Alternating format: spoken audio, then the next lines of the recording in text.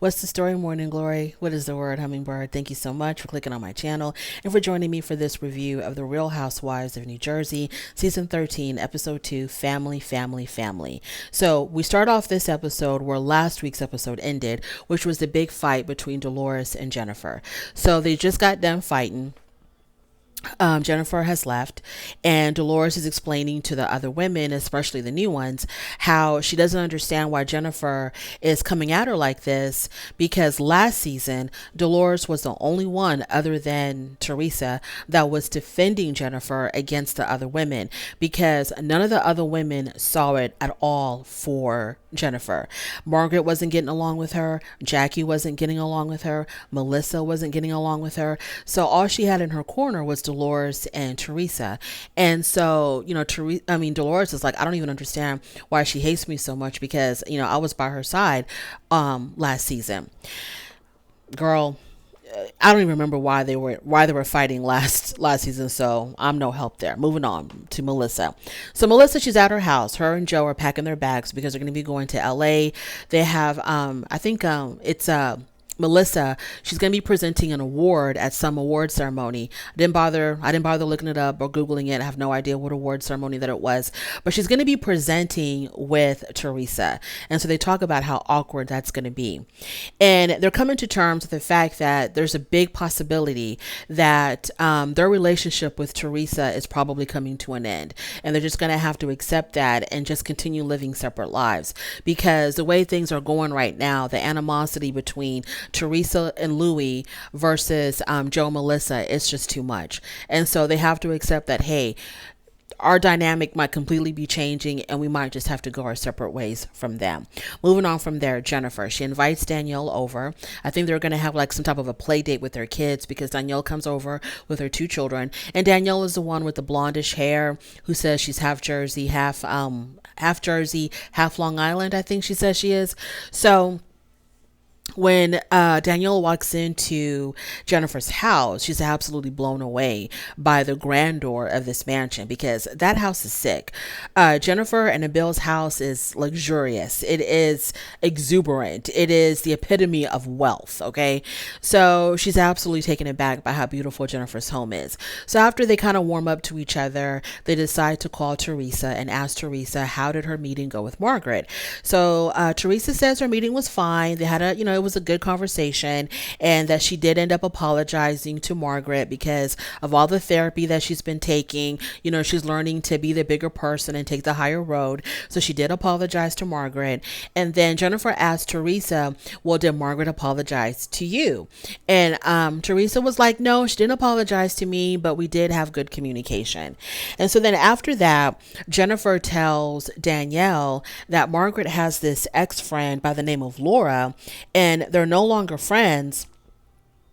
And this Laura chick has been reaching out to Jennifer and Teresa because she has information to give them about Margaret. And so then Danielle was like, so basically this woman wants to spill the dirt on her ex-friend Margaret. And, Jennifer's like, I guess. And so then Danielle asked her, well, who else is she going to be spilling the beans on? And it seemed like there is another person that this Laura chick wants to spill dirt on, but Jennifer was acting all coy and, hush hush, like she didn't want to say who it was. But I'm pretty sure before the end of the season we'll know. Moving on from there, Rachel. So we get to know Rachel a little bit better. She's the one with the brunette hair, and she's married. She's married to the guy that's got like that paint. His beard looks like it's sprayed on to me. I don't know why, because it's like so black and so perfectly lined up. It looks kind of fake or something. He reminds me of Brutus from the Popeyes cartoon for some reason. So we see her and we get to see her family. We already met her husband. She's got two little babies. She's got two babies under the age of two little girls. And she also has a teenage stepson. And she talks about how close her and her stepson are. She's raised him since he was a little boy. So they have a very close relationship. She gives the story about how when he was younger, he had given her some flowers and told her, he presents her with the flowers and says, these are for you. And she says ever since then she's kept these flowers. And So yeah, we get to see how it is with her and her family. And she says the only reason why I call him my stepson, because I guess she really sees him as her son. She says the only reason why I call him my stepson is because of the age. You know, when she says that's my son, I guess people start asking her, well, how old were you when you had him? Because I'm pretty sure she's not that much older than him. So moving on from there, we're back at Margaret's house. Margaret has like a little get together with the girls. She invited everybody except for Teresa and Jennifer. They start off by playing a game. Of course, it's a sex related game because Margaret is so sex starved. All she can talk about and think about 24/7 is sex. I like Margaret. I really, really, really like Margaret, but I think she's just like a one trick pony when it comes to sex. I don't know if she's not getting enough from Joe or if she's getting too much from Joe. I don't know what's going on, but it's like, Margaret, can we have one season where you are not overly obsessed with sex? She's constantly talking about it, thinking about it, joking about it, and it's just like too much. It makes me think that there's nothing going on between her and Joe in the bedroom. So after they do a little sex Q&A, somebody asked Melissa, how was your trip to LA? And Melissa said that it was really weird. It was really awkward. And it was really weird because her and Teresa are not getting along. And I'm like, have they ever really got along? I have a lot to say about Teresa and her dynamic with her brother and her sister-in-law, but that's going to be towards the end. Okay. So then Jackie says that Jennifer is more dangerous than Teresa. And I think Teresa is more dangerous than Jennifer. And the reason why is because Jennifer, you know up front what you're getting with Jennifer. You know up front. Jennifer is probably hateful and vengeful and petty and immature, but Teresa is deceptive. And I think that's what makes her a lot more dangerous, because to lie, for Teresa to lie, it's not a problem at all. And for her to present a narrative that is completely false, that's not a problem either. She was married to Joe Giudice for I don't know how many years and wanted to present to the world that her and Joe Giudice were happily married. Many years ago, in the very beginning of this franchise, when what was her name? I think her name was Jennifer too. Well, they had the other housewife there, the one that was married to Caroline Manzo's brother, and she had the autistic son. When they did that reunion, and she brought up how Teresa had told them that Joe Giudice was cheating on her. On that reunion stage, Teresa denied ever saying that. She completely denied ever saying that Joe Giudice cheated on her. And Jennifer was like, yeah, you told us because you caught them in Joe's office. Teresa denied it. And that's what makes her a lot more dangerous than Jennifer, because she's extremely deceptive, very deceptive woman. And for her to comfortably lie about things that can be proven false is just, I mean, that's a psychosis that the most advanced psychologists will have to examine and take apart. But that's why I think that Teresa is a lot more dangerous than Jennifer, because Jennifer, you see her coming from a mile away. Teresa, watch out. So Dolores says that she's done with Jennifer. She's absolutely done with trying to make up with Jennifer. Margaret talks about how her ex-best friend Laura had turned against her. And this is a best friend of hers that they've been friends since childhood. And sometimes the longest and deepest friendships can turn the ugliest when things fall apart, because you would never expect that someone that you knew from childhood, that you consider your best friend from childhood, would turn against you and run directly to your enemies. And that's exactly what this Laura chick has done. So Teresa and Jennifer, Margaret says that, Teresa and Jennifer welcomed Laura with open arms because they knew that this Laura chick was going to have a lot of dirt on Margaret, and she was ready to spill it all. And she says that Margaret also says that in her confessional, she says that there is a mole in Jennifer's camp that's been feeding her information about what's been going on with her ex-best friend Laura and Teresa and Jennifer. So that's how she knows what the real deal is between those three women. Moving on to Dolores. So we see Dolores, she's at Paul's home, and we're kind of seeing them getting along. And I like Dolores. I love Dolores, actually. I like Dolores a lot. She's probably one of my favorites on this show, because I think she's just so real. And I don't have a problem with her and Paul. No problem with her and Paul at all. she tells us that this is the first time that she's actually felt comfortable enough with someone to let her guard completely down. She's absolutely smitten. It's like puppy love between these two people. She is so smitten by Paul. She even has a phone case with their picture on it, and her screensaver is Paul's face, his big old round face. So she absolutely adores Paul. And they were talking about Frank Catania and how Frank is like really struggling with Dolores's relationship with Paul because Frank is not used to Dolores having a man in her life who does not want Frank in her life like that. David, her ex-boyfriend, accepted Frank and Dolores as a package deal. So Frank got really close with David. But Paul is like, no, I'm not accepting you and Frank as a package deal. No, you need to cut him loose. Obviously they have kids together, so there'll always be that relationship between them. But the whole thing about, Three's Company, let's all three of us be chummy, let's all three of us be in this throuple together. Paul ain't having that. And so Frank is really struggling with completely letting Dolores go and not being able just to come in and out of Dolores's house, in and out of Dolores's life, like the way he used to when she was dating David. So she's really struggling there.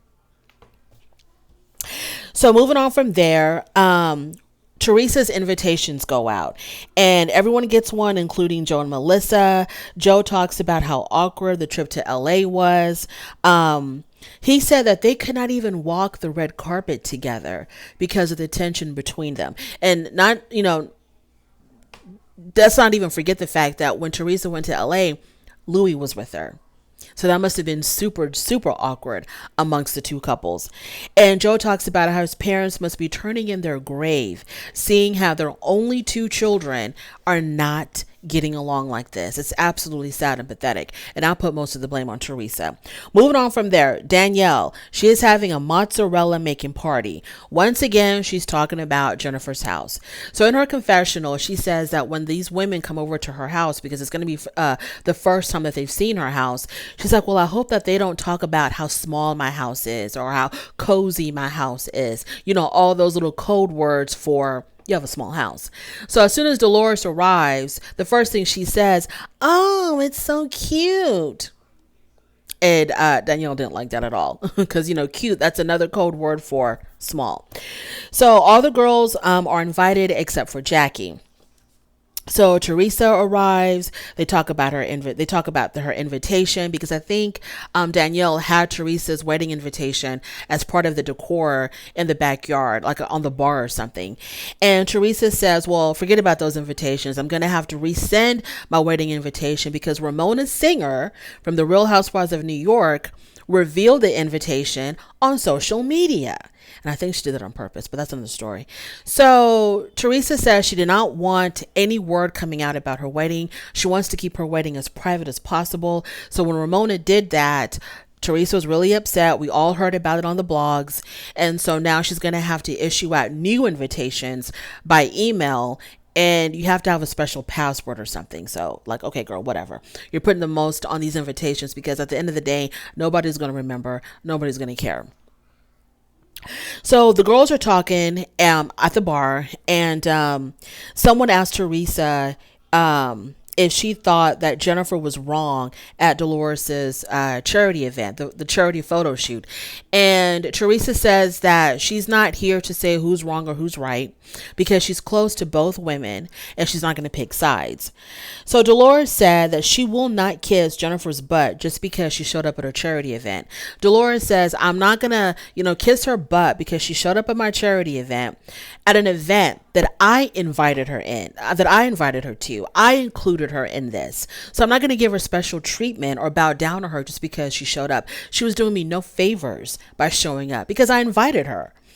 So Teresa said something, and Dolores, whatever Teresa said, Dolores took it as Teresa standing up for Jennifer. And so Dolores said, stop sticking up for that. See you next Tuesday. So she knows how it really bothered Jennifer that she called her that. And so, Dolores is just going to wear it out. She goes, stop standing up for that. See you next Tuesday. So Dolores says that she is done with Jennifer, that there is absolutely no hope for reconciliation. She don't want to talk to her. In fact, she says when she sees her, she's going to want to punch her face in.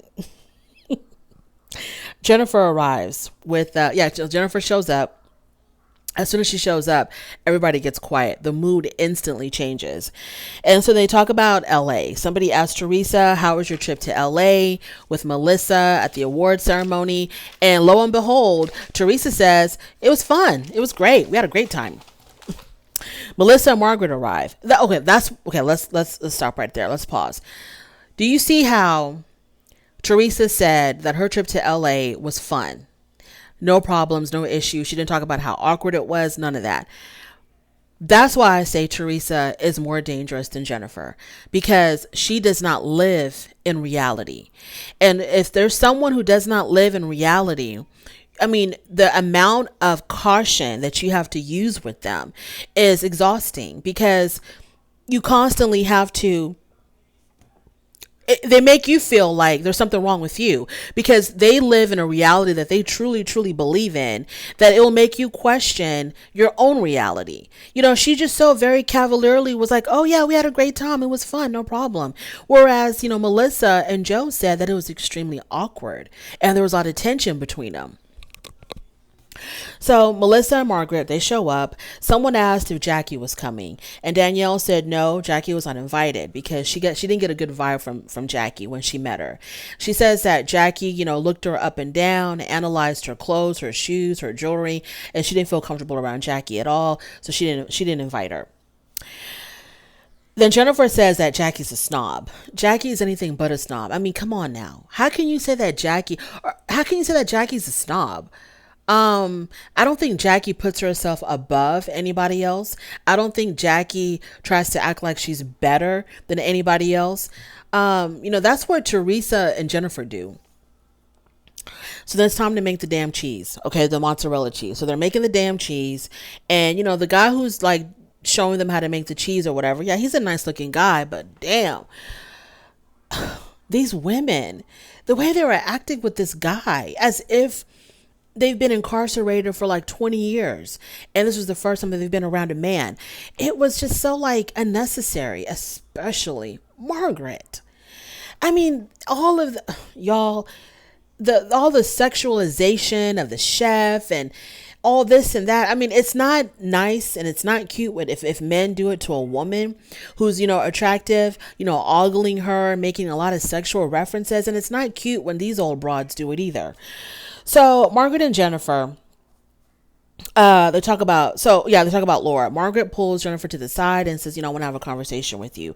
So Margaret was basically telling Jennifer, look, I know that my ex-friend Laura has been reaching out to y'all because she wants to get dirt on me. And Jennifer denies it.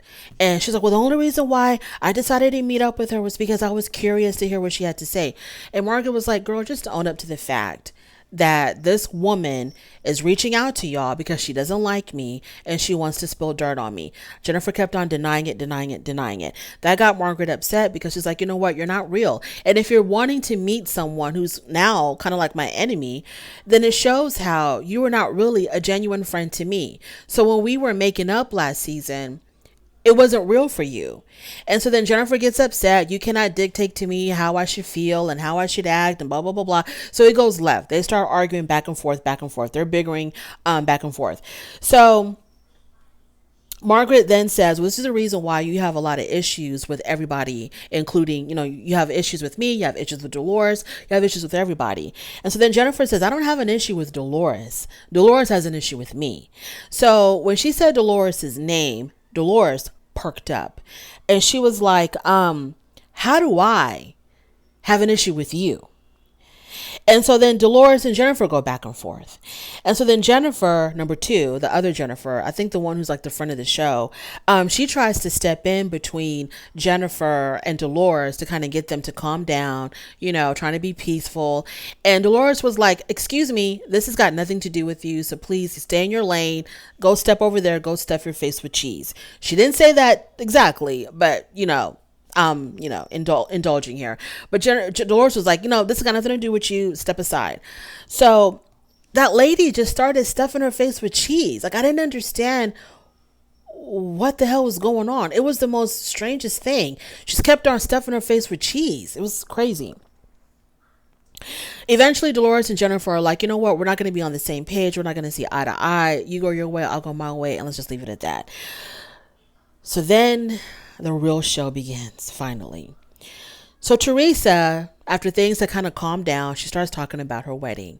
And then Teresa says, I think that I should not have seating arrangements at my wedding. So Margaret says, yeah, that's a really good idea, because the last time that you had assigned seating, you had a problem. And she was referring to how at the engagement party, Teresa had her brother and Melissa sit somewhere else with a whole bunch of other people instead of sitting with her and Louis at their main table, the bride and groom table, or whatever you want to call it, the fiancés table, Louis and Teresa's table, where the family was supposed to sit. The family of both sides were supposed to sit. And so Teresa says that Melissa was sitting at my table, but she asked to move to the other table. I don't believe it. I don't believe that at all. So Melissa says, Teresa, you're lying. And then Teresa was like, well, I don't want to talk about it, because she knew that Melissa wasn't going to keep quiet about that. Melissa was going to give her version of the story. And I don't know if Teresa did not expect that or what, but all of a sudden Teresa tries to shut it down and say, you know what, I don't want to talk about it anymore. So then Melissa explains what really went down. And she says that Teresa had purposely seated her and Joe at some table far away from Louis and Teresa's table. And it was on purpose. It was intentional. Jennifer tries to step in and defend Teresa and saying, Teresa had no control of the seating arrangement. They blamed it on the event planner. They're the ones that, whatever. Girl, don't nobody believe this mess. Now you got Jennifer lying for you. Okay. Nobody believes this. It's pretty obvious that Teresa, for her own reasons, sat her own brother and sister-in-law as far away from them as possible. Either she don't like them, she hates them, she blames them, whatever, or she just wanted to put Louis' family as a priority, and kind of show favoritism to Louis. It's just disgusting. It's absolutely disgusting how Teresa has injected herself into Louis' family and treating them a whole lot better, showing them a whole lot more respect than she does to her own family. And she only does that just to kind of impress Louis, because Louis is, that's a whole nother story. So Teresa claims that it wasn't her fault, that she would never do that to her brother and her sister-in-law. It's obvious that, Louis had a lot to do. He influenced Teresa on where her brother and her sister-in-law were going to sit, because the thing is, Teresa blames Melissa for siding with Margaret, because Melissa and Margaret are friends and were friends. And that burned Teresa up, because Margaret was the one that was leading the whole campaign, the whole anti-Louis campaign, and trying to expose Louis and, talk about all these articles that were written about him, all these weird videos that were showing him doing all these weird things on the beach with these other, it was crazy. So Margaret was the driving force behind that. And because Melissa was still Margaret's friend, obviously Louis and Teresa felt some kind of way. And so to punish them, they had them sit, probably close to the goddamn bathroom. They probably had them sit that far, because I'm just not going to believe that it was the event planner that did this. It was the event planner, and Teresa had no control over this. It's so obvious, Teresa. I don't even know why Teresa wants to lie about it, because it's just obvious that you purposely sat them far away because you were mad at them. So Melissa tries to explain to Teresa, whatever Margaret had going on, that had nothing to do with me. In fact, I was the one telling Margaret to stop with all this anti-Louis stuff, because it's not going to matter to Teresa. Because Margaret was trying to say, I care about Teresa. This is the reason why I'm exposing Louis, because I care about her so much. And Melissa was telling Margaret, it doesn't even matter. This is the man she chose. She loves this man. He ain't going nowhere. So you just might as well hang it up. And so Melissa is trying to explain all of this to Teresa, and Teresa was like, well, you were still her friend. You were still on her side. And so she's blaming Melissa for Margaret's actions. And she was just punishing her sister-in-law. And because her sister-in-law and her brother are a package deal, Joe had to go sit by the bathrooms as well. In conclusion, my thoughts on Teresa. I think that Teresa has always been very jealous of the relationship between Melissa and Joe. I think that her own marriage with Joe Giudice was extremely messed up. And she always wanted what Melissa and Joe had, because Joe loves that woman and he's good to that woman. And Joe Giudice, I don't think, had ever showed as much appreciation towards Teresa as much as Joe had shown towards Melissa. And I think that I think that Teresa has always been jealous of their relationship. And I think that's why she's kind of been a little bit like, there were times when I felt like Teresa was a little bit possessive of her brother against Melissa, kind of like trying to prove to Melissa, you may be his wife, but I'm his sister. And I'm going to be, besides their mother, I'm going to be the number one woman in his life because I'm his sister. I think that's how sometimes I felt like that's the kind of, that's what Teresa was always trying to prove to Melissa. Kind of like, no matter how strong of a bond you and my brother have, no matter how much my brother loves you, I'm always going to be over you. I'm always going to have priority over you because we're blood related. This is my brother. And Joe has shown time and time and time again that his wife is his number one woman. His wife is above all else, above everyone else. Maybe, other than his mother, it's his wife.